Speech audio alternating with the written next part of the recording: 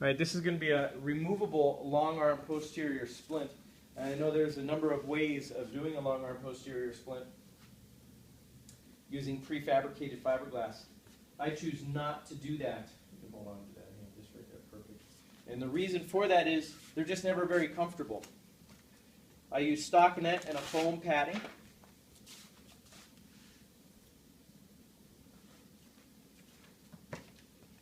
And there's a number of different foams out there you can use. No cast padding for this whatsoever.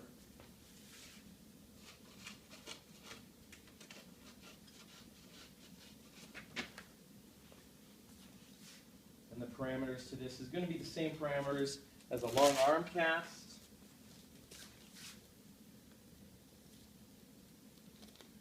Where you go to the metatarsal heads, all the way up from 2 to 3 finger breadths from the axilla. One of the things that you'll notice is you don't have to worry about the web space since that part of the cast is not even going to be in here.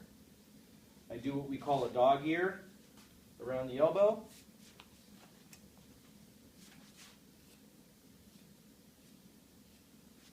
And then I just cut it out.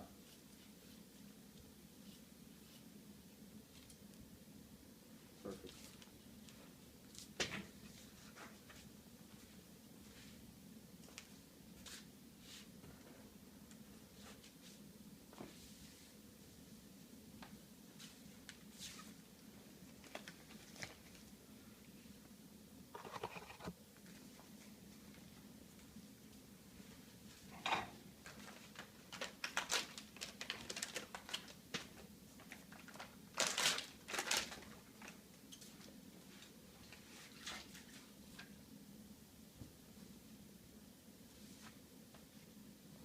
Start way out here. I'll have them switch to maybe even holding the stockinette or their fingers.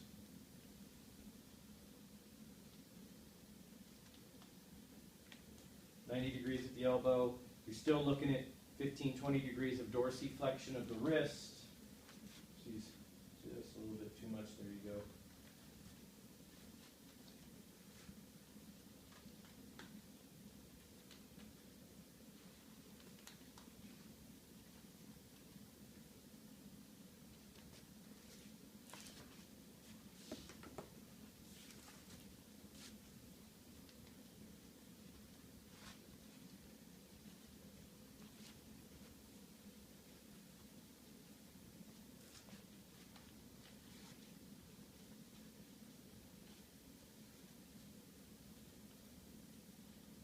That's plenty good. She's got a very small arm. Again, I will do my 60s handshake. I take over holding. I make sure that I get a little bit of pronation. We call slight pronation. Dorsiflexion, 90 degrees, and I hold. And I wait.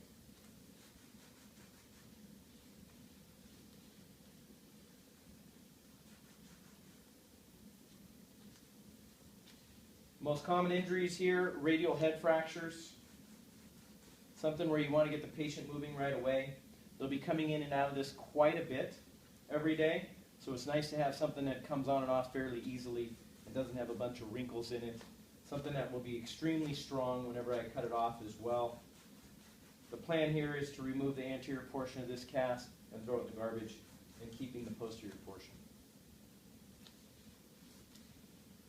Although I've been known to do these for children who are coming out of a long arm cast for a supracondylar fracture and tend to be really stiff and sore, so we can put them in this cast or this splint as well.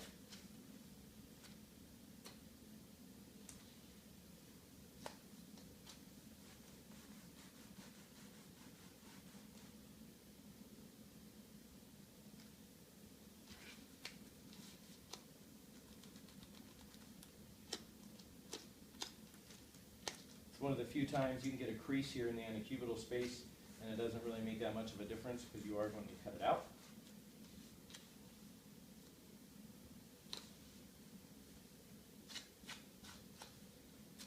This fiberglass takes about 3 minutes to dry.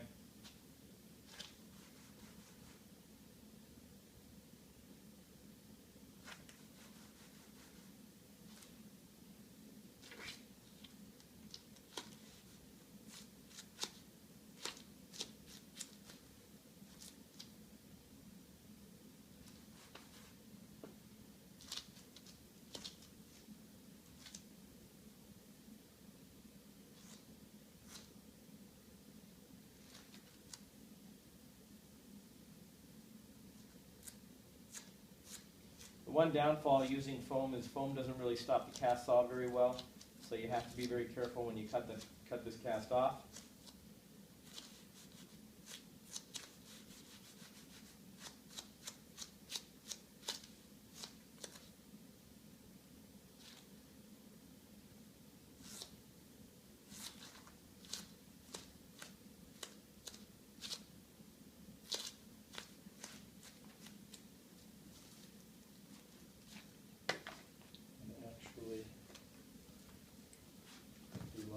There where people can see it.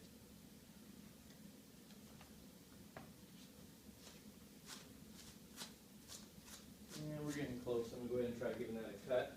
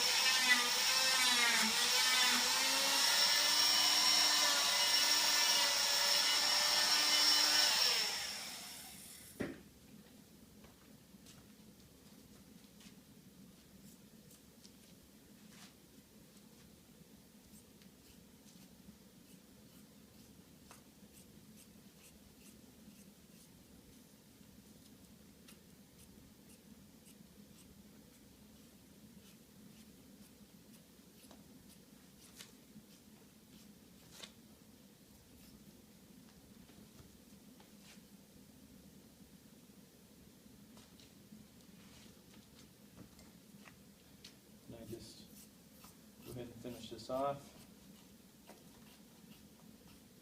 Now you can add moleskin to the edges to give it a more custom look and feel. But this is your long arm posterior splint. Heck of a lot stronger than just a prefabricated slab. It is more of a pain in the butt to make, but patients are a lot happier. And you don't have to make them every week. Every time they come in, you can just make this once. And they work great for people with wounds that you're waiting to heal.